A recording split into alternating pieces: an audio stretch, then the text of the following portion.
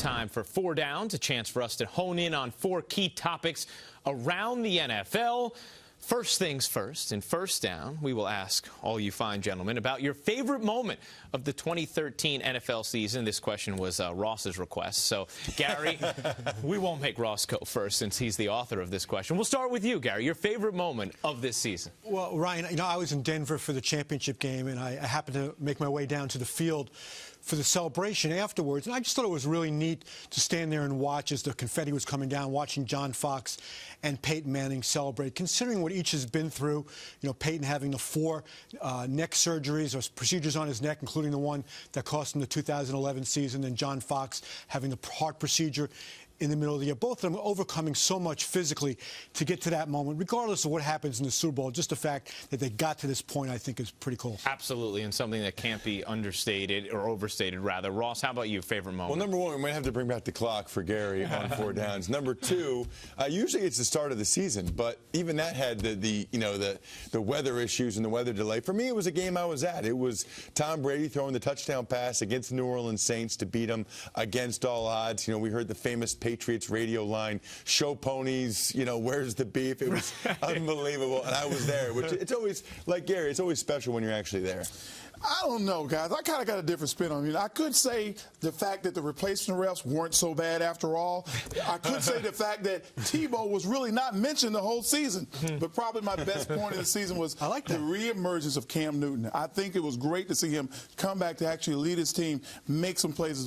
As a former #1 pick overall, I like to see Cam Newton come back. Yeah, it has us all excited about his campaign in 2014, no doubt. Second down, Ross, if you could change one thing about today's NFL game, what would it be? Oh, this is easy. I mean, right now, the officials are given the standard of, when in doubt, throw the flag on hits to the head or neck area of defenseless players. I would eliminate that. If it's a clear penalty, if it's a clear illegal hit, throw the flag, but not when in doubt. When in doubt, we can make amends for it by fining the player and deterring behavior in that way on Monday. Too often, the flag gets thrown for legal hits. It bothers me. Roger Goodell has talked about that potentially maybe becoming a reviewable play as well. Howard, for you, what would you change about the game? If I could change anything about the game, I would change the education of the game. I think, in America, we're watching the game and everybody's a little afraid of the head injuries and what's going on. And it's going to hurt the product that's coming along. Pop Warner, USA Football, people actually letting their kids play. They're so worried. I would get the right information out from the NFL, from doctors to parents, so they'll understand the game is not as dangerous as you believe. It is a lot of fun for kids. Gary? The thing I think I would change is I would move the kickoff back to the 30-yard line again. 3 years ago, they moved it up to the 35, and now it's just become so routine. These balls are, going way beyond the end line, the end zone. And we saw in the Seattle game how important the kickoff can still be when there is an opportunity to bring the ball back. I think it's becoming too routine that the drive start at the 20, and I think that needs to change. All right, now for third down, Roger Goodell, speaking with Rich Eisen of the NFL Network, talked about the possibility of eliminating the point-after attempts, where you would potentially have just the opportunity to take 7 points or risk a point to gain a point if you wanted to go for 2. If you didn't get it, you'd end up with just 6. If you did get it, you'd get 8. Otherwise, you could just take the 7. No more wasted time in the kick. We've heard Bill Belichick reference this in the past as well, how, there's only, 6 missed extra points the entire season. Why are you wasting time with it? Howard, what do you think of this idea? Well, I think it's a good idea. I think, in the grand scheme of things, if it's going to be a guaranteed 7, let it be a guaranteed 7. And the risk-reward factor for going for 2, I like that a lot. But it will also give more time to the game in case they do want to review, because the officials will review the head injuries. I'd like to hear a good argument against it.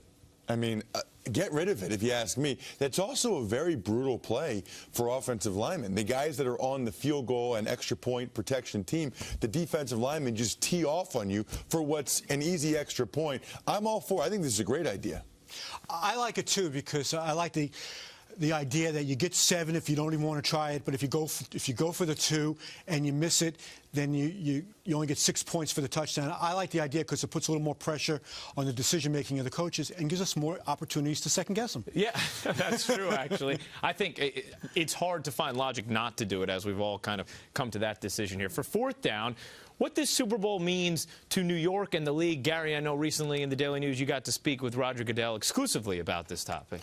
Yeah, I think he feels, what happens in the next, week and a half or so up to leading up to the game, and then what happens on game day is is really a reflection on the NFL because it was a controversial decision to put the game in New York, the first cold weather outdoor Super Bowl. Goodell loves it. He says this is how football is meant to be played. His mentor, Pete Rozelle, always said the game should be played in the best weather conditions because it's the most important game. I think maybe his legacy is on the line here, depending on how it goes. Interesting. Ross, what do you think? Yeah, I don't know what it means for New York. I think it means a lot for the other cold weather cities, though. I mean, Philadelphia, Chicago, New England. I think every other city, if everything goes well and the general reaction is a positive, we're going to have a long line of cities that say, hey, what about us? I think, more along the lines, Philadelphia, Kansas City, and Chicago are the teams that are going to be there. I think also it's going to be interesting to me to see how the fans themselves react to the game. Will they all flock to the stadium? Of course they will, because it's a Super Bowl. How are the logistics going to be? Is it going to be too much snow? Is it not going to be snow? It's going to be very interesting. It's very exciting for me because, hey, we're here in New York. Yeah, absolutely. For all of us here, you can already sort of feel the buzz building in the city when you're walking around looking at the banners. By the way, the winner of 4 downs this week, with his strong second down answer, is our Alabaman turned New Yorker, Howard Cross. Yes, the youth football answer makes Howard our winner today.